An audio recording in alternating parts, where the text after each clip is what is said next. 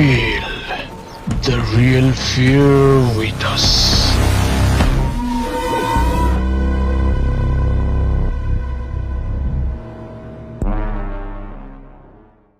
প্রিয় লিসেনার্স, আসসালামু আলাইকুম।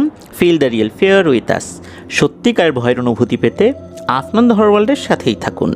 দেশ ও দেশের বাইরে যে যেখান থেকে আফনান হরর ওয়ার্ল্ডের আজকের হরর নাইটের 110তম এপিসোডের সাথে যুক্ত হচ্ছেন বা পরবর্তীতে হবেন, সকলকে জানাচ্ছি শুভেচ্ছা ও ভালোবাসা। আশা করি সবাই ভালো আছেন, সুস্থ আছেন। প্রিয় লিসেনার্স, আজকের এই এপিসোডে দুটি ঘটনা নিয়ে হাজির হয়েছি। আর এই দুটি ঘটনাই পাঠিয়েছেন একজন ব্যক্তি। উনি একজন রেমিটেন্স যোদ্ধা ভাই। ওনার পাঠানো বেশ কিছু ঘটনা ইতিমধ্যে আমরা প্রচার করেছি। ওনার নাম মোহাম্মদ ইব্রাহিম খলিল। উনি বর্তমানে সৌদি আরবের পবিত্র মক্কা নগরীতে রয়েছেন। আর ওনার দেশের বাড়ি বাংলাদেশের চাঁদপুর জেলার মতলব উত্তর থানায়। প্রিয় লিসেনার্স, আপনাদের জানা বা আপনাদের সাথে ঘটে যাওয়া সত্য ভয়ের ঘটনাগুলো আমাদেরকে লিখে বা রেকর্ড করে afnanthehorrorworldbd@gmail.com এই ইমেল অ্যাড্রেসে ইমেল করতে পারেন। ইমেল অ্যাড্রেসের স্পেলিংটা বলে দিচ্ছি, AFNANTHEHORRORWORLDBD afnanthehorrorworldbd@gmail.com। স্পেলিংটাও আমরা আমাদের ভিডিওর ডেসক্রিপশনে দিয়ে রেখেছি, সেখানে গিয়ে স্পেলিংটা চেক করে নিতে পারবেন। আজকের এপিসোডের ঘটনাগুলো কেমন লেগেছে তা কিন্তু এই ঘটনাগুলো শোনার পর এই ভিডিওর কমেন্ট সেকশনে কমেন্ট করতে ভুলবেন না।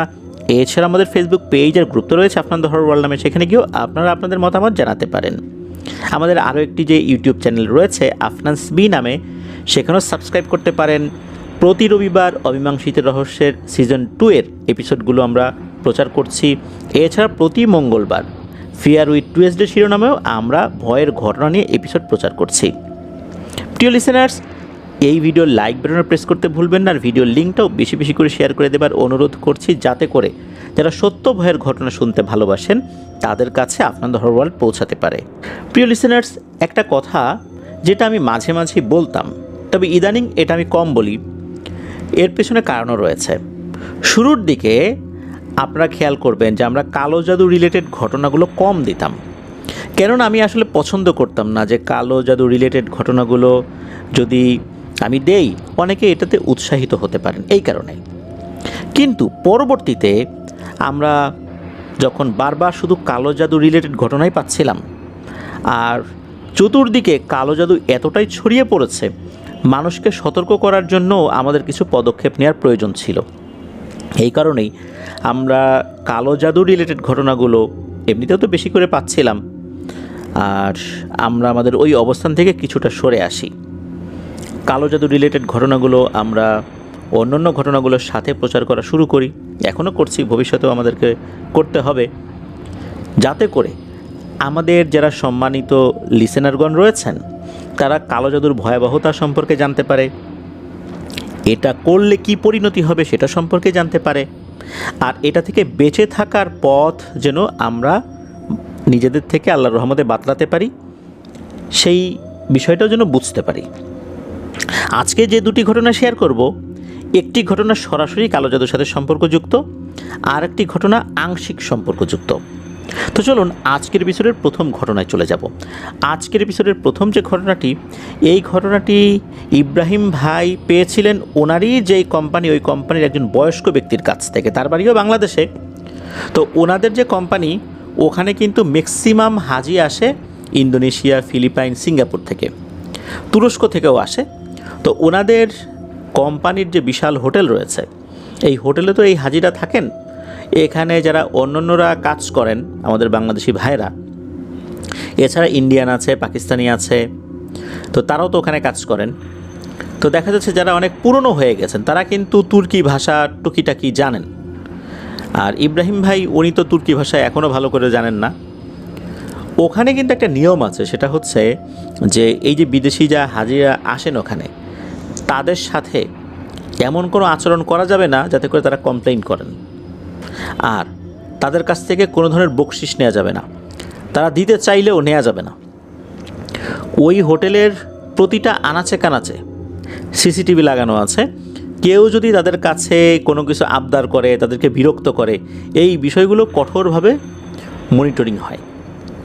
সাথে সাথে তাদেরকে জিজ্ঞাসাবাদ করা হয় যে তুমি তার সাথে কী কথা বলছিলা, তুমি কেন তাদের সাথে বারবার একটা বিষয় নিয়ে আর্গুমেন্ট করছিলা। এই সমস্ত কারণে অনেক লোকই কিন্তু ওখানে চাকরি করতে পারেনি।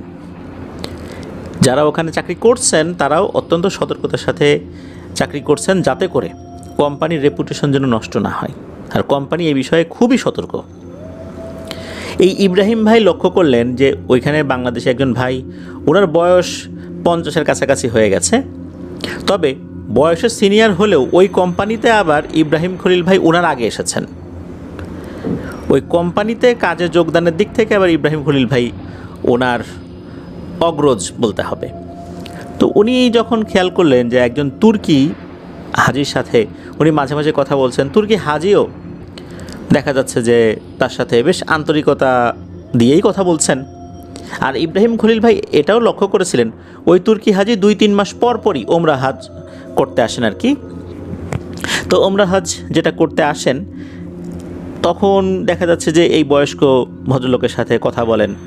উনিও দেখা যাচ্ছে যে বেশ আগ্রহ ভরেই তার কথা শোনেন, তিনিও কথা বলেন, তখন ওই তুর্কি ভদ্রলোকও তার কথা শোনেন। তো এরকম চলতে থাকে। এখন এত আন্তরিকতা কিন্তু ওনাদের করার নিয়ম নাই। ইব্রাহিম খলিল ভাই উনি জিজ্ঞেস করেছেন যে কী ব্যাপার চাচা, আপনি ওনার সাথে এভাবে কথা বলছেন, কারণটা কি? যখনই আসে দেখি তখনই আপনার সাথে বেশ ভালোই কথা বলে, ওনার সমস্যাটা কি, বা অন্য কোনো কারণ আছে কি না? তখন ওই যে যিনি বয়স্ক ভদ্রলোক, উনি একটা বিষয় বলেছিলেন যে এই লোকটা আসলে বারবার হজে আসে একটা বিশেষ উদ্দেশ্য নিয়ে। মূলত সেটা নিয়েই আলোচনা হয়। জিজ্ঞেস করি আপনার ওই উদ্দেশ্যটা সফল হয়েছে কি না, আল্লাহ কবুল করেছেন কি না, তখন উনি আফসোস করেন। এখনও উনি এই প্রচেষ্টা চালিয়েই যাচ্ছেন। তখন ইব্রাহিম খলিল ভাই উনি চিন্তা করলেন যে তাহলে তো জানা লাগে যে আসলে উনি কেন বারবার আসেন। আল্লাহর ঘরে তো উনি আসবেন, এটা তো আর কোনো বিধিনিষেধ আরোপ করা যায় না। আর উনি যথেষ্ট ধনী মানুষ, উনি চাইলে প্রতি মাসে একবার করে আসতে পারেন বা 15 দিনে একবার করে আসতে পারেন, এটা ওনার জন্য কোনো ব্যাপারই না। তখন জানতে পারেন একটা রহস্যময় ব্যাপার। যেই ভদ্রলোকটা, উনি বেশ কিছু বছর আগে থেকেই এই যে এখানে এইভাবে ঘন ঘন ওমরা করতে আসছেন আর কি। মূলত ওনার বাড়ি তুরস্কের ইস্তাম্বুল শহর থেকে বেশ ভেতর একটা গ্রামে। উনি গ্রাম থেকে শহরে চলে এসেছিলেন, ইস্তাম্বুল শহরেই। উনি সেখানে ব্যবসা বাণিজ্য শুরু করেন, অনেক কঠোর পরিশ্রম করতে থাকেন। আল্লাহর রহমতে একটা সময় উনি খুবই অল্প বয়সেই অনেক টাকা পয়সার মালিক হয়ে যান। এরপর পরিবার থেকে বিয়ে শাদী দেওয়ার জন্য চাপ সৃষ্টি করা হয়। তবে ওনার একটা খুব কঠিন নিয়ত ছিল, তা হচ্ছে যে উনি যেহেতু স্ট্রাগল করে বড় হয়েছেন, আল্লাহ ওনাকে একটা অবস্থানে নিয়ে গেছেন, তো ওনার একটা ঐকান্তিক ইচ্ছা ছিল, আল্লাহর কাছে উনি দোয়া করেছিলেন উনি কোনো এতিম মেয়েকে বিয়ে করবেন, যার মা বাবা নাই, অসহায়, এমন কোনো মেয়েকে বিয়ে করবেন। তাহলে ওনার সব কাজে আল্লাহ বরকত দান করবেন। কেননা উনি বিভিন্ন সময় দেখেছিলেন, এটা আমাদের বাংলাদেশেও রয়েছে বা এটা সব জায়গাতেই রয়েছে, দেখা যাচ্ছে যে ধনী মানুষ তিনি কিন্তু তার সামাজিক স্ট্যাটাসটা মেনটেন করার জন্য আরেকটা ধনী পরিবারের সাথে আত্মীয়তা করেন। এটা দোষের কিছু না, এটা স্বাভাবিক বিষয়। তবে উনি ছিলেন ব্যতিক্রম। উনি বিষয়টা ভিন্নভাবে চিন্তা করেছিলেন যে আমি তো এই পজিশনে আসছি, একটা অসহায় মেয়েকে আমি বিয়ে করব। তো ওই চিন্তা থেকে উনি একটা এতিম মেয়েকে পছন্দ করেন। এদিকে হয় কি, ছেলের সাথে কথা না বলেই ওনার বাবা জীবিত ছিলেন না, ওনার মা আর একটা পরিবারের সাথে কথা বলেছিলেন, সেই পরিবারের মেয়েকে পছন্দ করেছিলেন। একবার হয় কি, তাকে ডেকেছেন এলাকাতে, গ্রামে। তো উনি গিয়েছেন, যাওয়ার পরে বলে যে বাবা আমি তোমাকে একটা জায়গায় নিয়ে যাব, সেখানে আমি একটা মেয়েকে দেখেছি, আমাদের পছন্দ হয়েছে, ওইখানে তোমার বিয়ে করতে হবে। উনি বলছেন যে না, আমি বিয়ে করব না, আমি একটা এতিম মেয়েকে পছন্দ করছি, অসহায় মেয়েকে পছন্দ করছি, তার আর্থিক অবস্থা খুবই খারাপ, খুবই অসহায়, আমি তাকে বিয়ে করব। এদিকে মা তো রাজি না, অনেক জোর করে সেই মেয়ের বাড়িতে নিয়ে গেছেন যে তুমি চলো, আমরা তো কথা দিছি পারিবারিকভাবে, তুমি আসলে তোমাকে ওই বাড়িতে নিয়ে যাব, এতটুকু সম্মান তো আমাদের রক্ষা করবা নাকি, এটুকু তো তোমার কাছে আমরা চাইতেই পারি। এখন কি আর করা, মানে অনুরোধে ঢেকে গেলার মতো অবস্থা। উনি ওনার মায়ের সাথে, বোনের সাথে গিয়েছেন ওই বাড়িতে, ওনার বোনের হাজব্যান্ডও ছিল সাথে। তা যাওয়ার পর দেখা গেল যে সেই পরিবার যথেষ্ট ধনী, তারাও খুব সম্ভ্রান্ত। মেয়েটাকে সামনে আনা হলো। তো মেয়েটার সাথে যখন তার চোখাচোখি হয়েছে, তখন ওই মেয়েটা তাকে পছন্দ করেছে। ওখানে নাকি একটা কালচার আছে ওনাদের ওই জায়গাতে বা ওই গ্রামে, সেটা হলো যদি একে অপরকে পছন্দ করে, তাদের সামনে চা থাকে, ওই চাটা তারা কী করে পিরিচ বা অন্য কোনো কিছুর উপরে কিছুটা ঢেলে দেয়। এর অর্থ হচ্ছে যে হ্যাঁ, পছন্দ হয়েছে। যদি না ঢেলে দেয় তাহলে বুঝতে হবে পছন্দ হয়নি। দেখা গেল ওই মেয়েটা ওই তার জন্য রাখা চায়ের কাপ থেকে কিছুটা চা ওই পিরিচের উপর ঢেলে দিয়েছে, তার মানে মেয়ে ওই ছেলেকে পছন্দ করেছে। এদিকে উনি তো এটা করতে পারছেন না, কেননা উনি তো কথা দিয়েছেন আর একটা মেয়েকে। তো ওখান থেকে উনি চলে আসেন। চলে আসার পর পরিবারে শুরু হয়ে যায় অশান্তি। উনি কিছুতেই এই মেয়েকে বিয়ে করবেন না, উনি ওই অসহায় মেয়েটাকেই বিয়ে করবেন। এদিকে পরিবারের সদস্যরা বলে যে আমরা কথা দিয়েছি এইখানেই বিয়ে করতে হবে। এটা নিয়ে তো শুরু হয়ে গেল তার পরিবারে তুমুল অশান্তি। এদিকে হয়েছে কি, ওই মেয়ের পরিবারের লোকজনও বুঝতে পেরেছে ছেলে রাজি না, কারণ ওই সময় কিন্তু ছেলে তার চায়ের কাপ থেকে চা পিরিচের উপর ঢালেনি, তারা কিন্তু বিষয়টা ফলো করেছে। এদিকে তারা এসে এই ছেলের মাকে ধরছে যে কী ব্যাপার, আপনি না বললেন যে আমাদের মেয়ের সাথেই আপনার ছেলের বিয়ে হবে, আপনাদের ছেলে তো আমাদের মেয়েকে পছন্দ করে নাই, কী কথা বলে নিয়ে আসছেন আপনার ছেলেকে। এই মেয়ের পরিবার কিন্তু জানতো না যে ছেলে আর একটা অসহায় মেয়েকে বিয়ে করবে, একটা এতিম মেয়েকে বিয়ে করবে। তখন তারা জানতে পেরেছে এই বিষয়টা। এটা নিয়ে কিন্তু দুই পরিবারের মধ্যে প্রচণ্ড সমস্যা তৈরি হয়ে যায়। এটা যখন আশেপাশে জানাজানি হয়ে গেল, এদিকে মেয়ের পরিবার, অর্থাৎ যেই মেয়ের সাথে বিয়ের কথা হচ্ছিল পারিবারিকভাবে, সেই মেয়ের পরিবার তো প্রচণ্ড ক্ষিপ্ত হয়। বলে যে আপনারা আপনাদের ছেলের পছন্দের কথা জানতেন, ছেলে বলেছে, তারপরে এই ধরনের নাটক সিনেমা আমাদের সাথে করার কী দরকার ছিল। তারা বলছে যে আমাদের ছেলেকে তো আমরা বোঝাচ্ছিলাম, হয়তো বা সে রাজি হয়ে যাবে, এখনও বোঝানোর উপরেই আসি।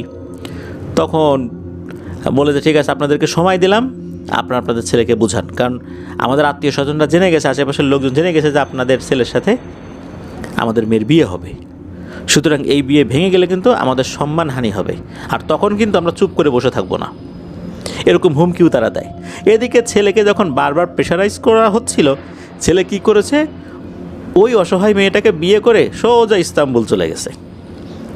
সেখানে গিয়ে তার তো বাড়িঘর করা ছিলই আর কি, সেখানে ঘর সংসার শুরু করে দিয়েছে।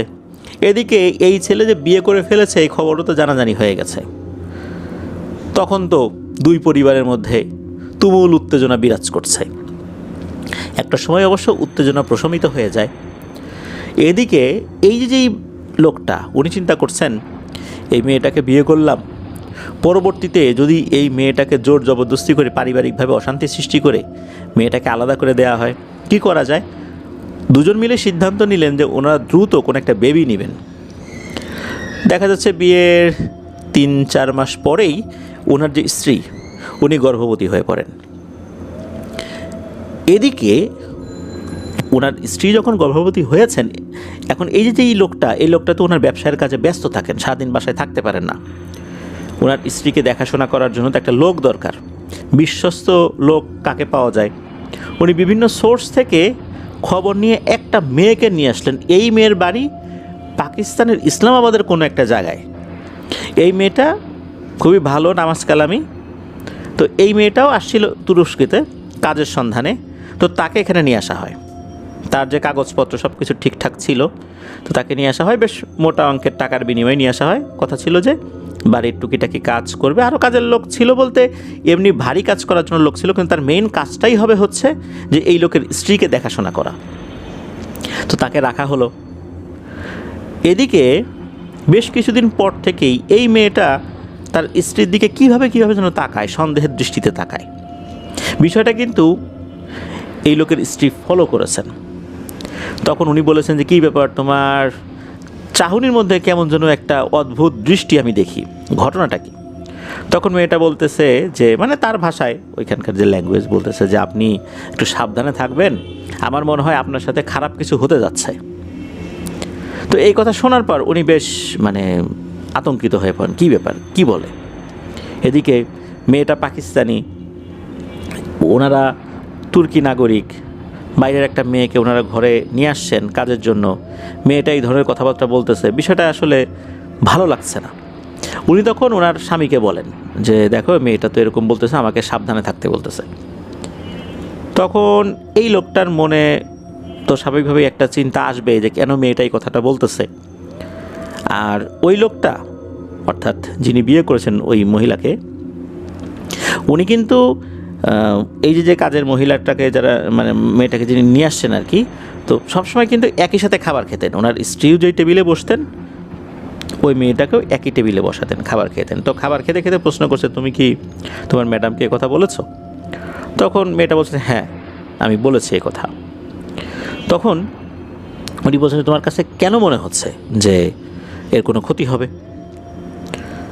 তখন ওই মেয়েটা বলতেছে যে দেখেন আমি ইসলামাবাদের প্রত্যন্ত এলাকার একটা মেয়ে, আমাদের আশেপাশে বিভিন্ন ধরনের মানে জিনিস আমরা দেখে বড় হয়েছি, কিছু কিছু আলামত আমরা টের পাই, এগুলো ছোটোবেলা থেকেই আমাদের আত্মীয় স্বজনদের কাছ থেকে শুনেছি, নিজেরাও দেখেছি। আমার কাছে মনে হচ্ছে যে আপনার স্ত্রীর উপর এমন কিছু করা হয়েছে যার কারণে ওনার গর্ভে যে সন্তান আছে এই সন্তানটা মৃত অবস্থায় জন্ম নেবে। যখনই এই কথা শুনেছে তখন এই লোকটা কী করেছে, ওনার চেয়ার ছেড়ে উঠে ওই মেয়ের কাছে গিয়ে ঠাস করে গালে একটা চর বসিয়ে দিয়েছে যে তোমার এত বড় সাহস আমার সামনে বলতেছো যে আমার সন্তান হবে মৃত। তো যখনই এই যে চর বসিয়ে দিয়েছে তখন ওই যে ওনার যে স্ত্রী উনি আবার এই উত্তেজনাটা প্রশমিত করেছেন। তখন উনি বলছেন যে আচ্ছা তুমি থামো না, হঠাৎ করে এরকম মারতে গেলা কেন? ওর কথা শুনি যে সে কী বলে। তবে উনি আর সেই কথা শোনেন নাই, উনি আর খাওয়া দাওয়াও করেন নাই, ওখান থেকে সোজা উঠে হাত ধুয়ে উনি ওনার রুমে গিয়ে শুয়ে পড়েছেন। তখন ওনার স্ত্রী বলছেন যে আচ্ছা তুমি আমাকে বলো যে ঘটনাটা কী। তখন ওই মেয়েটা বলতেছে যে আমার কাছে যতটুকু মনে হয়েছে যে আপনার উপর এমন কোনো কালো জাদু করা হয়েছে যেটা আপনার সরাসরি ক্ষতি করবে না কিন্তু আপনার গর্ভের সন্তানকে নষ্ট করে দিবে, এটা মনে হয়েছে। কেন মনে হয়েছে? তখন ওই মেয়েটা বলেছে যে এই বাসায় আপনার আশেপাশে এমন কোনো কিছুর উপস্থিতি আমি টের পাই যেটা স্বাভাবিক না, অস্বাভাবিক। তো এই অস্বাভাবিক জিনিসগুলো উনি কিন্তু টের পান নাই। আশ্চর্য বিষয় যে উনি টের পেলেন না কিন্তু এই মেয়েটা টের পাচ্ছে। কেটে গেল কয়েকটা দিন। এদিকে হয়েছে কি, এতদিন তো উনি কিছুই টের পান নাই।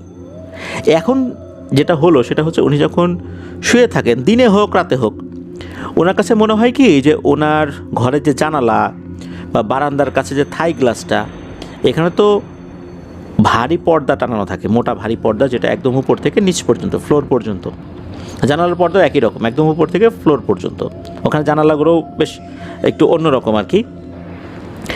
ওনার কাছে মনে হচ্ছে এই যে থাই গ্লাস, বারান্দার যে থাই গ্লাস, এই থাই গ্লাসের এখানে যে পর্দাটা লাগানো, মনে হচ্ছে এই পর্দার পেছনে অনেক উঁচু লম্বা কেউ দাঁড়িয়ে আছে, ঠিক ওই অংশটা ফুলে থাকে। আমরা যদি এই পর্দার পেছনে দাঁড়িয়ে থাকি, কেউ বাইরে থেকে কিন্তু কেউ একজন দেখলেও বুঝতে পারে যে এখানে কেউ একজন দাঁড়িয়ে আছে। মাঝে মাঝে উনি বুঝতে পারতেন যে তার পায়ের অংশ বিশেষ দেখা যাচ্ছে। উনি চিৎকার করে উঠতেন, তখন ওই মেয়েটা চলে আসতো। তখন উনি বলতেন যে দেখো তো এই পর্দাটা সরাও তো, এই পর্দার এখানে কে আছে। তখন কাউকে দেখা যেত না। এদিকে এই সমস্যা যখন শুরু হয়ে গেল, উনি কিন্তু ওনার হাজব্যান্ডকে জানিয়েছিলেন যে এই সমস্যা তৈরি হয়েছে। ওনার হাজব্যান্ড অন্য কোনো ধরনের চিন্তাভাবনা না করে সরাসরি ওই মেয়েটাকে দোষারোপ করেন যে তুই কোনো কিছু করছিস যার কারণে এই ধরনের সমস্যা তৈরি হয়েছে, সত্যি করে বল কী হয়েছে। এদিকে মেয়েটা বলে যে না আমি কোনো কিছু করি নাই, অন্য কেউ কিছু করছে, আমি তো আপনাদেরকে সতর্ক করতেছি মাত্র, আপনি দ্রুত কোনো একটা সমাধানের দিকে যান। উনি তো মানতে নারাজ যে না এই মেয়েটাই কিছু করছে, তা না হলে ওই শুরুতে এই বিষয়টা কেন বলছে। এটা আসলে ওনার একটা ধারণা ছিল আর কি, ধারণার বশবর্তী হয়ে ওই মেয়েটাকে উনি দোষারোপ করছিলেন। এদিকে ওনার স্ত্রী বলতেছে আচ্ছা যেহেতু মেয়েটা এটা বলতেছে আর আমিও এরকম সমস্যা ফেস করতেছি, তুমি একটা কাজ করো, তুমি ভালো একটা হুজুরের কাছে যাও। তো ইস্তাম্বুলেরই একটা মসজিদের ইমাম সাহেবের সাথে উনি কথা বলেন। ইমাম সাহেব মোটামুটি বিভিন্ন ধরনের এই জিন রিলেটেড সমস্যার সমাধান করেছেন, এই তথ্য উনি নিয়েছিলেন। তো ওনাকে যখন নিয়ে আসছেন, নিয়ে আসার পর যেই না মেইন দরজা দিয়ে ঢুকতে যাবেন ওই ইমাম সাহেব, তখনই উনি চিৎকার দিয়ে ওঠেন যে না না এই ঘরে আমি ঢুকতে পারবো না, এই ঘরে যেটা আছে এটার সাথে মোকাবেলা আমি করতে পারবো না। হ্যাঁ, করতে পারবে, আমার ওস্তাদ করতে পারবে। আমি এই ঘরে ঢুকলে আমার অনেক ধরনের ক্ষতি হয়ে যেতে পারে। তখন ওই ভদ্রলোকটা বলছে যে আপনার ওস্তাদকে তাহলে নিয়ে আসি। তখন ইমাম সাহেব বলেন যে আমার ওস্তাদ তো আসলে এখন দেশে নাই, অর্থাৎ তুরস্কে নাই, উনি আজারবাইজানে গেছেন একটা কাজে, 1 সপ্তাহ পরে আসবেন।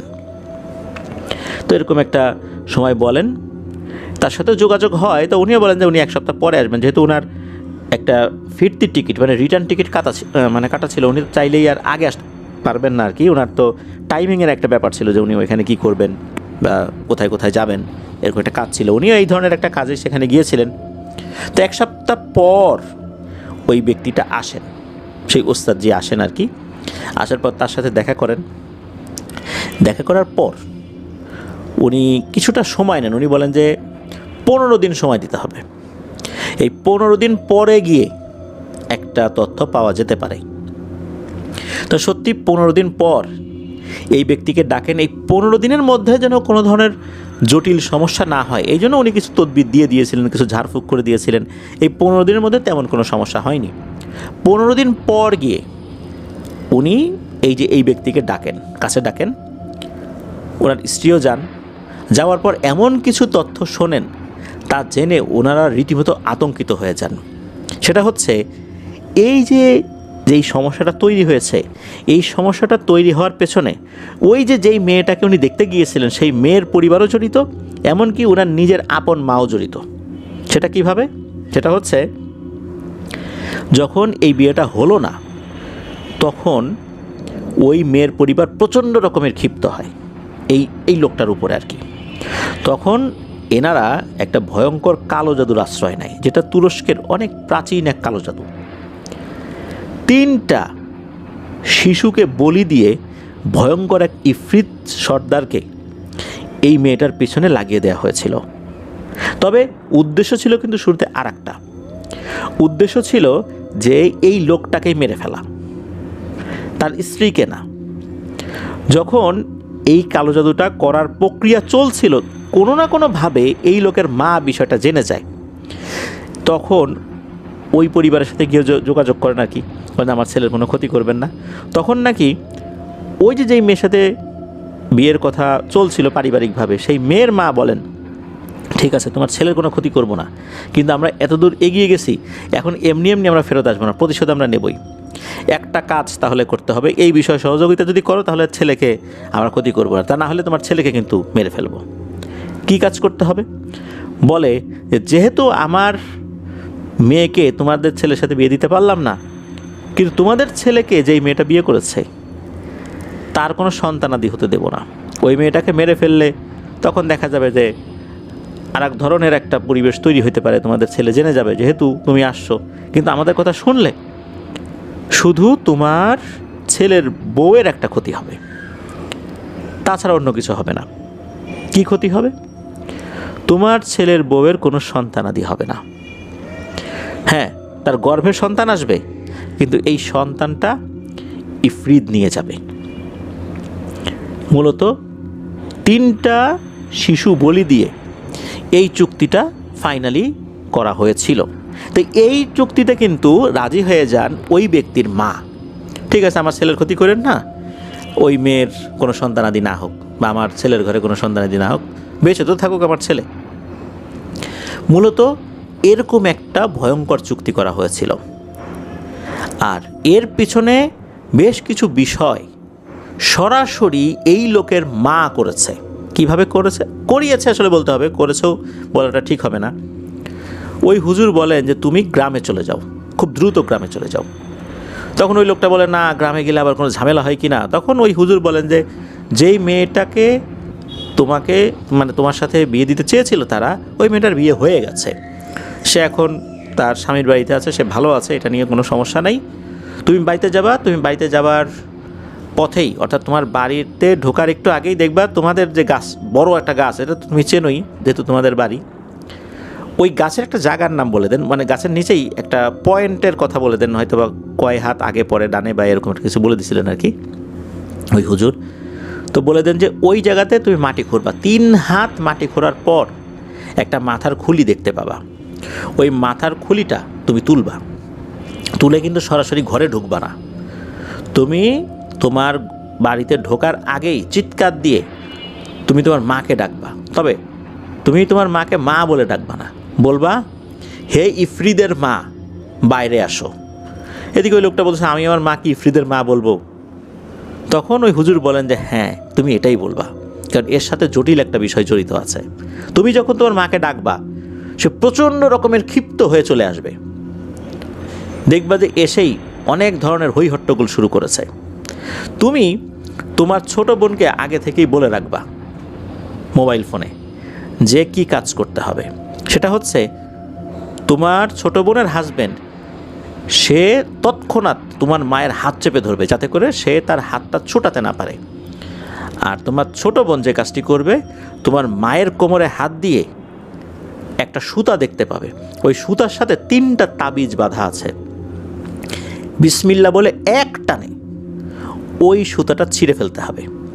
ছিঁড়ে ফেলার পরপরই দেখবা তোমার মা স্বাভাবিক হয়ে গেছে, সে আর হই হট্টগোল করতেছে না। এরপর তুমি কিন্তু ঘরেও ঢুকবা না, তুমি ওই মাথার খুলি এবং ওই 3টা তাবিজ নিয়ে সরাসরি ইস্তাম্বুলে চলে আসবা। আসা যাওয়ার জন্য যাবতীয় ব্যবস্থা আগে থেকে করে রাখবা, দেরি করা যাবে না কোথাও। এরপরেরটা তুমি নিজেই বুঝতে পারবা। যাই হোক, উনি নাকি সত্যি সেই কাজ করেছিলেন, কোনো ধরনের কোনো সমস্যা হয়নি। উনি বাড়িতে যাওয়ার পর, বাড়িতে তো ঢোকেন নাই, ওই গাছটা তো উনি আগে থেকে চিনতেন, ওনারই বাড়ির গাছ, বাসার থেকে একটু সাইডেই আর কি। তো সেখানে গিয়ে উনি একা একাই মাটি খোঁড়েন, সত্যি একটা মাথার খুলি পান, বিসমিল্লাহ বলে সেটা তুলেছেন। তারপর তো নিজের মাকে যখন ডাক দিয়েছেন, দেখা গেল দরজা জানালা ভাঙচুর করে মনে হচ্ছে কেউ চলে আসতেছে। অনেক সময় আমরা ঘরে ঢুকি খুব রেগে যখন থাকি, তখন দরজায় লাথি দেই বা এরকম ছোটাছুটি যখন আমরা করি তখন ধূপধাপ শব্দ হয় না, মনে হচ্ছে ওরকম শব্দ করে আসতেছে।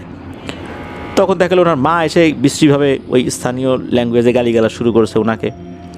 এদিকে তো ওনার বোনকে উনি আগে থেকে ফোনে বলে রেখেছিলেন, ওনার বোনও তার হাজব্যান্ডকে বলে রেখেছিল। এই কাজের সাথে কিন্তু ওনার বোন এবং বোনের হাজব্যান্ড জড়িত ছিল না, তারা কিন্তু এটা জানতেন না। তখন তার বোন এই কাজটি করেছে, করার পরে দেখা গেল তার মা বলছে কী ব্যাপার, আমি না ঘুমাইছিলাম, আমি এখানে আসলাম কেন? কারণ কাজটা কিন্তু রাতে হয়েছে, দিনের বেলা হয়নি। ওনার কিন্তু আসলে মাথায় কাজ করছিল না। এরপরে পরবর্তীতে উনি ওনার মাকে বলেছেন তুমি এই কাজটা কেন সম্মতি দিলা, এই কাজটা কেন করলা? ওনার মা বলছিলেন যে তোর জীবন বাঁচানোর জন্য এই কাজটা আমি করতে বাধ্য হয়েছি, তাছাড়া তোর বউকেও তো মেরে ফেলবে, এই কাজটা আমি করি নাই। যে সন্তান পৃথিবীর আলোই দেখেনি, তো তার জন্য এই কাজটা আমি করছি, তাতে করে তোরা দুজনই সেফ থাকবি, এই জন্যই এই কাজটা করতে বা এই কাজের সম্মতি দিতে বাধ্য হয়েছি, নাহলে তো তোকেও মেরে ফেলতো, আর তোকে যদি মেরে ফেলতো এই মেয়েটাও কোথায় যাইতো। তো এরকম যুক্তি উনি দিয়েছিলেন আর কি। তো আল্লাহর রহমতে এরপর থেকে কিন্তু ওনার স্ত্রীর সাথে এই ধরনের সমস্যা না হলেও একটা সমস্যা এখনও রয়ে গেছে, তা হচ্ছে সন্তান হয় না। ওনার স্ত্রীর যে ইয়েটা ছিল যে সন্তান গর্ভে আসবে, কিন্তু এই সন্তান পৃথিবীর আলো জীবিত অবস্থায় দেখবে না। ওই ইফরিত জিন পেটের বেন্ত থেকেই নিয়ে যেতে পারে, অথবা ভূমিষ্ঠ হলে মৃত অবস্থায় ভূমিষ্ঠ হবে, পেটের মধ্যেই মেরে ফেলবে। এরকমই চুক্তি, যতবার হবে ততবারই একই কাজ হবে আর কি। কিন্তু প্রথমবার হওয়ার পর ওনার স্ত্রী আর কখনোই গর্ভবতী হন নাই, এখনও না, স্টিল নাও, এখনও পর্যন্ত না। মূলত মাঝে মাঝেই উনি ওনার স্ত্রীকে নিয়েও ওমরা হজে আসেন, আর বড় হজে প্রত্যেকবারই আসার চেষ্টা করেন। 2-3 মাস পর পরই আসেন, কখনো ওনার স্ত্রীকে রেখে আসেন, কখনো উনি একা আসেন, এসে আল্লাহ তাআলার কাছে কান্নাকাটি করেন। তো এখনও উনি করে যাচ্ছেন, এখনও ওনার সন্তানাদি হয়নি। তো এমনটাই জানা গেল এই ঘটনার মাধ্যম দিয়ে। প্রিয় লিসেনার্স, একবার ভাবুন যে মানুষ আর একজনের প্রতি ক্ষিপ্ত হয়ে, প্রতিশোধ পরায়ণ হয়ে কি ভয়ঙ্কর কাজই না করতে পারে। পৃথিবীর যে কোনো দেশেই আমরা যাই না কেন, সব জায়গাতে এই সমস্যা রয়েই গেছে। আর ইদানিং যেই ব্যাপারটা বেশি ঘটছে তা হচ্ছে, কোনো ছেলে কোনো মেয়েকে পছন্দ করেছে, মেয়েটা রাজি হয় নাই, তখন তো দেখা গেছে যে ওই মেয়েটার উপরে কালো জাদু করা হয়েছে। আবার দেখা গিয়েছে যে কোনো ছেলেকে কোনো মেয়ে পছন্দ করেছে, ছেলেটা রাজি হয় নাই, ওই মেয়েটা কালো জাদু করেছে। এটা পৃথিবীর সব জায়গাতেই দেখা যাচ্ছে। বাংলাদেশে তো এটা এখন এত ছড়িয়ে পড়েছে, বিভিন্ন জায়গায় এই ধরনের কালো জাদুকর আছে, তাদের কাছে মানুষ শরণাপন্ন হচ্ছে। আবার দেখা যাচ্ছে এর মধ্যে ভণ্ড লোকেরও অভাব নাই, লক্ষ লক্ষ টাকা খাচ্ছে। মানুষ শরিয়াসম্মত রুকিয়া করার পরিবর্তে এ ধরনের কবিরাজের কাছে যাচ্ছে। কবিরাজ কিন্তু একবারে কোনো ট্রিটমেন্ট দেয় না, তারা রুগী পালতে থাকে, লক্ষ লক্ষ টাকা নিতে থাকে, কিন্তু সমাধান করে না বা সমাধান হয় না। এক একটা রুগী ধরলে সোনার ডিম পাড়া হাঁসের মতো টাকা খালি ঢালতেই থাকে, তারা ঢালতেই থাকে। এমনও হয়েছে জায়গা জমি বিক্রি করে করে তারা ওই কবিরাজকে টাকা দিচ্ছে। কবিরাজ এমনভাবে তাদেরকে বশীভূত করে ফেলে, উল্টো ব্ল্যাক ম্যাজিক করে আরও অসুস্থ করে দেয়। 7 দিন ভালো থাকে, পরে আবার যখন অসুস্থ হয় আবার ওই কবিরাজের কাছে যায়, আবার এই সমস্যা চলতে থাকে। এইভাবেই কিন্তু চলছে, এইভাবেই কবিরাজি ব্যবসাগুলো অনেকে চালিয়ে নিয়ে যাচ্ছে। তো আল্লাহ আমাদেরকে বোঝার তৌফিক দান করুন। প্রিয় লিসেনার্স, আসলে এখন কালো জাদু যেভাবে ছড়িয়ে পড়েছে, আমি সবসময় বলি যে যত কম বিশ্বাস করবে এটা, তাকে ক্ষতি করা তত সহজ। কারণ আমি যদি কম বিশ্বাস করি, তাহলে যেই প্রভাবগুলো আমাদের ফ্যামিলিতে পড়তে থাকবে, এগুলো তো আমরা নিছক মনের ভুল, চোখের ভুল, এমনি অসুস্থতা, এটা চিন্তা করে বসে থাকব। ততদিনে তো কাজ হয়ে যাবে, ততদিনে তো অবস্থা জটিল আকার ধারণ করবে, এমন পর্যায়ে যাবে তখন কিন্তু আর মেডিকেল ট্রিটমেন্টও কাজ হবে না। এই জন্য যে যত কম বিশ্বাস করে তাকে ক্ষতি করা তত বেশি সহজ। আর এই বিষয়ে যে যত বেশি সতর্ক, তাকে ক্ষতি করা কিন্তু ততটাই কঠিন। কারণ সে তো বুঝে ফেলবে যে কোনো একটা প্রভাব আসতেছে, সে ভালো কোনো হুজুরের কাছে শরিয়াসম্মত রুকিয়া করার জন্য যাবে। এই জন্য কিন্তু তাকে ক্ষতি করা খুব একটা সহজ কাজ না, যারা ক্ষতি করতে চাচ্ছেন আর কি। এই জন্য আমরা এই বিষয়ে সম্যক জ্ঞান অর্জন করার চেষ্টা করব ইনশাল্লাহ। আল্লাহ তাআলা আমাদেরকে হেফাজত করুন। আরেকটা বিষয়, যে পবিত্র মক্কা নগরীতে কেউ যদি যান, বা সৌদি আরবের বিভিন্ন জায়গায় দেখা যাচ্ছে যে ওখানে মুতুয়া বা রিলিজিয়াস পুলিশ যারা আছেন, তারা যদি দেখেন, বিশেষ করে আমাদের এই বাংলাদেশ, ইন্ডিয়া, পাকিস্তানের ব্যক্তিরা এটা বেশি করে থাকেন, শরীরের বিভিন্ন অংশে আমরা মাদুলি পরিধান করি। তারা যখন এটা দেখেন, তাদের কাছে কিন্তু কেচি থাকে, কেচি দিয়ে এটা কেটে দেন। তারা এটা বিশ্বাস করেন এটা শিরক, এটা ধারণ করা যাবে না। এটা কিন্তু আমরা নিজেরাও দেখেছি যখন সৌদি আরবে গিয়েছি। আপনারাও অনেকেই এই অভিজ্ঞতার মুখোমুখি হয়তোবা হয়েছেন, বা না হলেও কেউ দেখেছেন। আল্লাহ আমাদেরকে বুঝার তৌফিক দান করুন। প্রিয় লিসেনার্স, আমরা ওই ভাইয়ের জন্য দোয়া করবো, আল্লাহ তাআলা তার যে মনের আশা, যে সমস্যাটা হয়েছে, এটা পূরণ করুন, সমস্যাটা সলভ করে দিন। এরকম সমস্যায় আমরা আরও যারা আছি, আল্লাহ তাআলা আমাদেরকে হেফাজত করুন। এই ধরনের সমস্যা থেকে আল্লাহ তাআলা আমাদেরকে মুক্তি দান করুন। প্রিয় লিসেনার্স, চলে যাব আজকের এই এপিসোডের দ্বিতীয় এবং শেষ ঘটনায়।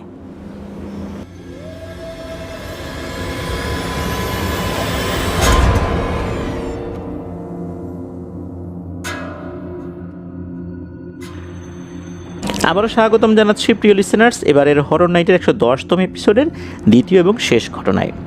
এখন যে ঘটনাটি শেয়ার করব, ঘটনাটি ইব্রাহিম খলিল ভাইয়ের সাথেই ঘটেছিল বলে উনি আমাদেরকে জানিয়েছেন। ইব্রাহিম খলিল ভাই সৌদি আরবে উনি গিয়েছেন 2022 সালের ডিসেম্বরের 12 তারিখে। ওরা কিন্তু চিন্তাতেও ছিল না কাবা ঘরের মতো একটি সম্মানিত স্থানে কাজ করার সুযোগ পাবেন। তো বিভিন্নভাবে হাজিদেরকে তো খেদমত করতেই হয়, ডিউটি থাকলেও করতে হয়। কখনো কখনো দেখা যাচ্ছে যে ডিউটি নাই, কিন্তু প্রয়োজন হয়ে গেছে কোনো হাজির, তখন কিন্তু এগিয়ে এসে কাজটা করে দিতে হয়। আল্লাহর ঘরের মেহমান, কাজ তো করে দিতেই হবে। একবার উনি ডিউটি শেষে যখন ফেরত আসছিলেন, তখন রাতের বেলায়, তখন উনি দেখতে পেলেন যে একজন বয়স্ক ভদ্র মহিলা, চেহারা সুরত দেখে মনে হচ্ছে যে উনি তুরস্কের নাগরিক হবেন, কারণ তুরস্কের নাগরিকদের ড্রেস আপ বা চেহারা দেখলে কিছুটা বোঝা যায় আর কি। ওই বয়স্ক ভদ্র মহিলা ইব্রাহিম খলিল ভাইকে হাতের ইশারা করে ডাকছেন। কাছে গেলেন, কাছে যাওয়ার পর উনি বললেন তুর্কি ভাষায় যে এই যে উনি বেশ কিছু পানির বোতলে পানি ভরেছেন, জমজমের পানি, এখন উনি এগুলো ক্যারি করতে পারছেন না, এগুলো একটু ক্যারি করে কোনো একটা গাড়িতে তুলে দিতে। ইব্রাহিম খলিল ভাই কিন্তু তুর্কি ভাষা বুঝতেন না ওই সময়, এখনও বুঝতে পারেন না, কিন্তু বুঝতে পেরেছিলেন যে উনি আসলে এটাই বলছেন। এদিকে ওনার ডিউটি তো শেষ, উনি ফেরত যাবেন, কিন্তু যেহেতু একজন বয়স্ক ভদ্র মহিলা, তারপর হাজি মানুষ, উনি সহযোগিতা কামনা করেছেন, এ কাজটা তো করতেই হবে। তখন উনি যে কাজটি করেন সেটা হচ্ছে বড় একটা ব্যাগের মধ্যে বা একটা বড় পলির মধ্যে ওই বোতলগুলো ভরেছেন, ভরে সেটার উপরে গিট দিয়ে উনি ওনার কাঁধে তুলেছেন। আর ওই তুর্কি ভদ্র মহিলা কোন হোটেলে থাকেন এটা জিজ্ঞেস করেছেন। হোটেলের নামটা শোনার পর উনি বুঝতে পেরেছেন যে হোটেলটা কোন পাশে হতে পারে। তো ওই দিকটাতে যেতে হলে বেশ খানিকটা পথ হাঁটতে তো হবেই, এরপর ছোটোখাটো কোনো একটা ট্যাক্সি ক্যাবে উঠিয়ে দিতে হবে, কারণ উনি তো আসলে এগুলো নিয়ে এত দূর যেতে পারবেন না। কারণ সৌদি আরবে গেলে মনে হয় যে এই হোটেলটা এই যে কাছে, কিন্তু হাঁটতে গেলে দেখা যাচ্ছে যে অনেকক্ষণ হাঁটতে হচ্ছে, অনেক সমস্যা হচ্ছে। বিশেষ করে কাছাকাছি মনে হলেও হাঁটতে গেলে বেশ দূরেই মনে হয়। ফাঁকা জায়গায় কিন্তু এরকমটা মনে হয় আর কি। বিভিন্ন সময় দেখা যাবে যে নদীর ভিতরে মনে হয় যে এই যে কাছেই চটটা, কিন্তু যাচ্ছি এটা আর আসে না। তো যাই হোক, ইব্রাহিম খলিল ভাই তো উনিও নিজেও বুঝেছিলেন যে উনি কাঁধে করে ভারী পানি নিয়ে এতটা পথ হাঁটতেও পারবেন না, আর ওই মহিলাও ঠিকঠাক মতো যেতে পারবেন না। তো বেশ খানিকটা পথ এগিয়ে দেওয়ার পর উনি একটা গাড়িতে তুলে দেন। এখন ওই গাড়ির ভাড়াটা ওনার কাছে আছে কি না এটাও তো জিজ্ঞেস করতে পারছিলেন না। তো ইব্রাহিম খলিল ভাই বুঝতে পারলেন যে এইটুকের ভাড়া খুব বেশি না, অল্প কিছু। তো উনি নিজের থেকেই ওই ট্যাক্সি যে ড্রাইভার তাকে ওই ভাড়াটা মিটিয়ে দিলেন। উনি যখন চলে যাচ্ছিলেন বিদায় নেবেন, তখন ওই তুর্কি ভদ্র মহিলা ওনার মাথায় হাত দিয়ে দোয়া করে দিয়েছিলেন। উনি ওনার মতো করে খুশি হয়ে তুর্কি ভাষায় দোয়া করে দিয়েছেন। কী দোয়া করেছেন এটাও উনি বুঝতে পারেন নাই আর কি। তো যাই হোক, উনি তো বাসায় চলে আসেন। চলে আসার পর মাঝে মাঝে উনি যখন হাঁটাহাঁটি করতে বের হতেন, ওখানে আজিজিয়া নামক একটা জায়গা রয়েছে, ওইখানেই ওনার থাকার স্থানটা ছিল আর কি। কাবা ঘর থেকে ওখানে যেতেও প্রায় 15 মিনিটের উপরে সময় লাগে আর কি। তো একবার হয় কি, উনি ওখানে বসে আছেন, একাই বসে আছেন, পরিবারের সাথে একটু যোগাযোগ করবেন আর কি, মেসেঞ্জারে যোগাযোগ করারই করছেন আর কি। তো ওই সময় একটা লোক তার কাছে আসে, দেখে বোঝা যাচ্ছে উনি অ্যারাবিক, অর্থাৎ আরব দেশেরই লোক। বেশ উঁচা লম্বা, চেহারা সুন্দর, দাড়িটাও বেশ বড়। সে তখন তার নাম ধরে ডাক দিল, ইব্রাহিম বলে ডাক দিল। এই লোকটাকে কিন্তু উনি চেনেন না, কিন্তু তার নাম ধরে ডাক দিল। ডাক দেওয়ার পর আরবি ভাষায় কী যেন বললেন, উনি তো কিছুই বুঝতে পারলেন না। তো উনি বলছেন মা আদ্রি, আমি বুঝতে পারছি না, আমি তো আরবি ভাষা এইভাবে বুঝতে পারছি না, কারণ উনি তো আসলে খুব বেশি দিন হয় যান নাই, আরবি ভাষাটা পুরোপুরি আয়ত্ত করতে পারেননি তখনও। আর ওনাদের কাজটা বেশি আসলে ইন্দোনেশিয়ান, ফিলিপাইন, তারপরে এই যে মালয়েশিয়া, এই হাজিদের সাথে, তুরস্কের হাজিদের সাথেও বেশি কাজ। আরবি লোকজনের সাথেও কথাও কম হয়। আর হোটেলে যখন থাকেন তখন তো বাংলাদেশি অনেক ভাইরা আছেন আর কি, তাদের সাথে বাংলায় কথা হয়। আর গিয়েছেন নতুন, উনি যে কী বললেন কিছুই বুঝতে পারেন। উনি খালি বললেন মা আদ্রি, যে না আমি বুঝতে পারি নাই, এরকম আর কি, মানে লা আদ্রি সম্ভবত এরকম একটা কথা বলেছেন, মা আদ্রি বা লা আদ্রি আর কি। তো যাই হোক, ওই সময় তো এরকমই চলে গেল। তো মাঝে মাঝে যখন ওই জায়গাতে বসতেন, তখন যে সবসময় এরকম ওই লোকটার সাথে দেখা হতো তা না, তবে হঠাৎ উনি আসতেন, দেখা যাচ্ছে যে কোনো একটা রুটি নিয়ে আসছেন, এটাকে খবুজ বলে ওখানকার ভাষায় আর কি। তো ইব্রাহিম ভাই অবাক হতেন, এই লোকটা কোত্থেকে আসে, এসে দেখি আবার রুটিও দেয়। যাক, ভালোই হলো, উনি হাদিয়া দিচ্ছেন। আর দেওয়ার সময় কিন্তু মুচকি হাসতেন ওই লোকটা। এইভাবে কিন্তু অনেক দিন কেটে গেছে। হঠাৎ উনি আসতেন, এটা যে একদম রেগুলার এটাও বলা যাবে না। এরই মধ্যে চলে গেল বেশ কিছু বছর। 2025 সালের মার্চ মাসের সম্ভবত 18 তারিখ হবে আর কি, এমনটাই জানিয়েছেন ইব্রাহিম ভাই, যে উনি ডিউটি শেষ করে কাছাকাছি একটা পাহাড়ের কোনায় বসে আছেন। ওই সময় আবার পরিবারের সাথে কথা বলছিলেন। কথা বলতে বলতে একবার মায়ের সাথে কথা বলেছেন, বাবার সাথে কথা বলেছেন, পারিবারিক একটা বিষয় নিয়ে মা বাবার সাথে বেশ ঝগড়াঝাটি হয়ে যায়, মনটা খারাপ করে বসে আছেন। এদিকে এই কয়েক বছরে মোটামুটি আরবি উনি শিখেছেন আর কি। রাত তখন প্রায় 2টো বাজে। হঠাৎ করে ওই যে বয়স্ক যে ভদ্রলোকটা উনি ওখানে আসেন। তখন ওই ইব্রাহিম খলিল ভাই জিজ্ঞেস করেছেন যে কেমন আছেন, এখন এখানে আসলেন কি মনে করে, কোনো কাজ আছে কি না, এরকম টুকিটাকি কথা হলো। কথা হয়েছে তো আরবিতে, আমরা বোঝার সুবিধার্থে এখন বাংলাই বলছি আর কি। ওই লোকটা বলে যে আচ্ছা, তুমি কি আমাদেরকে কোনো বিষয়ে সহযোগিতা করতে পারবা? তখন ইব্রাহিম ভাই বলছেন যে কেন পারবো না, বলুন আমার কতটুকু করণীয় আছে, আমার সাধ্যের মধ্যে থাকলে, সামর্থ্যের মধ্যে থাকলে অবশ্যই করবো ইনশাল্লাহ। তখন উনি বলেন যে আসলে আমি কিন্তু মানুষ না, আমি কিন্তু জিন। যেই না এই কথা বলছে, কিসের কি সাহায্য, কি মানে আশয় বিষয়, এগুলো তো জিজ্ঞেস করতে পরের কথা। ইব্রাহিম খলিল ভাই ওখান থেকে উঠে কোনো মতে দিয়েছেন এক দৌড়ে উনি বাসায় চলে আসেন, রুমের লাইট বন্ধ করে দিয়ে শুয়ে পড়েছেন, এত ভয় পেয়েছেন আর কি। এরপরে তো উনি আবার কাজে গেছেন, এরপরেও নাকি ওই লোকটা 2বার আসছে। এদিকে উনি কিছু একটা বলতে চাচ্ছেন, আস্তে আস্তে ওনার ভয় কেটে গেছে। তখন ওই ইব্রাহিম খলিল ভাই একবার জিজ্ঞেস করছে, আচ্ছা বলেন তো আমি কিভাবে সাহায্য সহযোগিতা করতে পারি। তখন উনি একটা বিষয় বলেন, উনি বলেন যে আমাদের খুব বড় একটা বিপদ আছে, তুমি আমাদেরকে সহযোগিতা করতে পারো শুধু একটা অংশে, বাকিটা আমরা সামলে নেব। এদিকে ইব্রাহিম খলিল ভাই চিন্তা করছেন যে আচ্ছা এই যেই লোকটা, এই লোকটা যে আমাদেরকে বলছে যে সহযোগিতা করতে, পরে আবার মেরে ফেলবে না তো? দেখা গেল মানুষ, এখন বলতেছে জিন, পরে দেখা গেল কোনো একটা জায়গায় নিয়ে গেছে মেরে ফেলছে, এরকম তো হতেই পারে। এটা নিয়েও তো উনি চিন্তায় পড়ে গেলেন। একটা পর্যায়ে সাহস করে আর কি তার সাথে কথা বলে যে আমি কী ধরনের সহযোগিতা করতে পারি। তখন ওই জিনটা বলে যে তারা মরুভূমিতে থাকে, তারা ইফরিত শ্রেণীর জিন, বাট মুসলিম।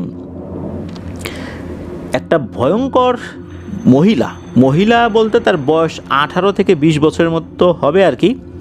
তো সে খুবই ভয়ঙ্কর একটা রিচুয়াল করতেছে। এই রিচুয়াল করে সরাসরি ইবলিশের বংশধর এমন অনেকগুলো জিনকে এদের উপরে চালান করে দিচ্ছে। এরা যদি এদের উপর আক্রমণ করে এরা বাঁচতে পারবে না, অনেক ক্ষয়ক্ষতি করবে। এখন এদের কিন্তু একটা ক্ষমতা আছে ওই জিনদেরকে মোকাবেলা করার, কিন্তু সমস্যাটা হচ্ছে যেই যজ্ঞটা করবে, যেই রিচুয়ালটা করবে, এই রিচুয়ালটা থামানোর ক্ষমতা এদের নাই। এর জন্য কোনো মানুষের সহযোগিতা লাগবে। এবং ওই জিনটা জানায় যে তোমার কি মনে আছে তুমি বেশ কয়েক বছর আগে একজন তুরস্কের ভদ্র মহিলাকে পানির বোতল এগিয়ে দিয়েছিলা? তখন ইব্রাহিম ভাই বলছে হ্যাঁ এগিয়ে দিয়েছিলাম তো। তখন বলছেন যে এই মহিলাটা ভালো, এই মহিলাটা মারা গেছেন কিছুদিন হলো, কিন্তু এই মহিলার যে মেয়ে, এই মেয়েটা হচ্ছে জাদুকর, সেই মূলত এই যজ্ঞটা করছে। আর এরা হজ করতে এসেছিল, পরে আর যায় নাই, এরকম লুকিয়ে টুকিয়ে আছে, এদের ভিসা পাসপোর্টের মেয়াদ নাই। আর ওই ভদ্র মহিলাও মারা গেছেন, কিন্তু তার মেয়ে এখানে রয়ে গেছে, একটা নির্জন জায়গায় সে কাজ চালিয়ে যাচ্ছে। ওখানে সাধারণত পুলিশরা যায়ও না, সে কিভাবে খাবার খায়, সে দুষ্টু জিনেদের সহযোগিতায় খাবার টাবার পায়, এইভাবেই সে কিন্তু তার কাজ করছে। এখানে খুবই বাজে একটা কাজ করবে, মুসলিম জিনদের ক্ষতি করবে, এমন উদ্দেশ্যে সে এসেছে।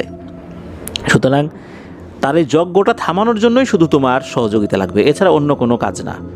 এছাড়া তার অনুগত দুষ্টু জিনেরা যদি এসে আমাদের উপর আক্রমণও করে, আমরা সেটা প্রতিহত করতে পারবো ইনশাল্লাহ। কিন্তু ওই যজ্ঞটা চলাকালে আক্রমণ করলে এদের শক্তি বহুগুণে বেড়ে যাবে, তখন কিন্তু এটা করা সম্ভব না, আমাদের পক্ষে সম্ভব হবে না। আমাদের গোত্রে অনেক শিশু আছে, নারী জিন আছে, তারা এদেরকে প্রতিহত করতে পারবে না, ক্ষয়ক্ষতির পরিমাণ অনেক বেড়ে যাবে। শুধু এতটুকু কাজই তোমাকে করতে হবে, আর কোনো কিছু না। তুমি নির্দিষ্ট একটা সময় এই কাজটা করবা, আমরাই তোমাকে নিয়ে যাব, শুধু এতটুকু সাহায্য সহযোগিতা করবা। তখন কিন্তু ইব্রাহিম খলিল ভাই কোনো কিছু না বুঝেই রাজি হয়ে যান, ঠিক আছে যদি আমার সহযোগিতা এতটুকু হয় তো ইনশাল্লাহ আমরা করব, বা আমি করব। এরপর কেটে যায় বেশ কয়েকটা দিন। একদিন উনি ওনার রুমের মধ্যে ঘুমিয়ে আছেন, মধ্যরাতে কোনো কারণে ঘুম ভেঙে যায়, কিন্তু ঘুম ভেঙে দেখেন উনি মরুভূমির মধ্যে শুয়ে আছেন। কোথায় রূপ, কোথায় কি, প্রথমে ঘুম থেকে উঠে মনে করছেন উনি স্বপ্ন দেখছেন, পরে দেখলেন যে না স্বপ্ন না, আসলে উনি একটা মরুভূমির ভিতরে আছেন, আকাশে তারা দেখা যাচ্ছে। ওই সময় কোনো একটা বাচ্চা ছেলে, তার বয়স 5-6 বছর হলে যেরকম হয় আর কি, এরকম একটা বাচ্চা ছেলে এসে ইব্রাহিম ভাইকে সালাম দেন এবং বলেন যে আপনি আমার সাথে আসেন। তো ছেলেটার চেহারা তো মায়াবী, তার ডাকটাও এত মায়াবী যে উনি একটা মোহের মধ্যে পড়ে গেলেন।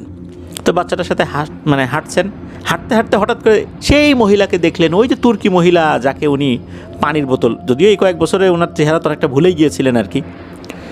তো তাকে দেখার পর ওই তুর্কি মহিলা বলছে, মানে ওই ল্যাঙ্গুয়েজেই বলছে, লোকাল ল্যাঙ্গুয়েজে, সে কিন্তু আর তখন তুর্কি ভাষায় বলছে না, সে আরবিতে বলছে যে তুমি আমাকে দেখে কিন্তু ভয় পেও না, আমি কিন্তু সেই মহিলা না, মূলত সেই মহিলার রূপ ধরে আমি আসছি, যাতে করে তোমাকে বিষয়টা ভালো করে বোঝাইতে পারি।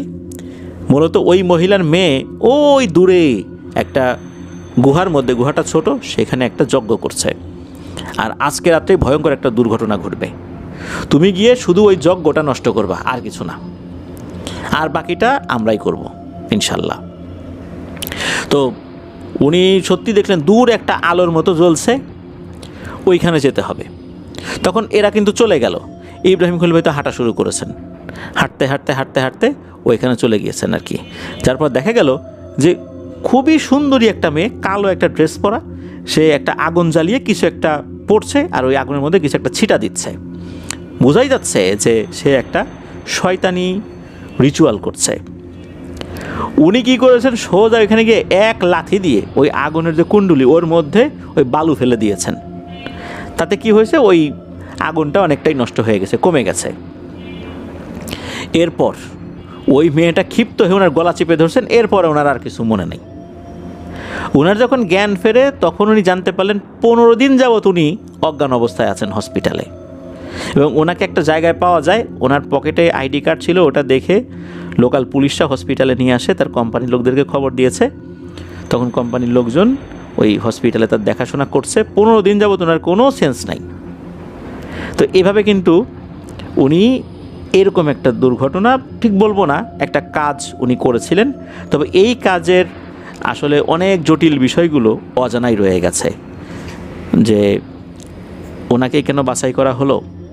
হয়তোবা তারা আরও কিছু লোককে চেষ্টা করেছিল কোনো না কোনোভাবে, আসলে এটা হয়নি বা ম্যানেজ হয়নি, অন্য কোনো লোক ওনাকে দিয়ে কাজটি করানো হয়েছে। হতে পারে যে এই কাজের জন্য ওনারা উপযুক্ত মনে করেছেন, জাস্ট খালি ওই যজ্ঞটা করতে দেন নাই।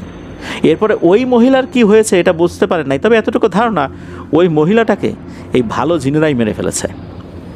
কেননা সে যে কাজটা করছিল তাতে করে আসলে মুসলিম জিন সম্প্রদায়কে ধ্বংস করার জন্য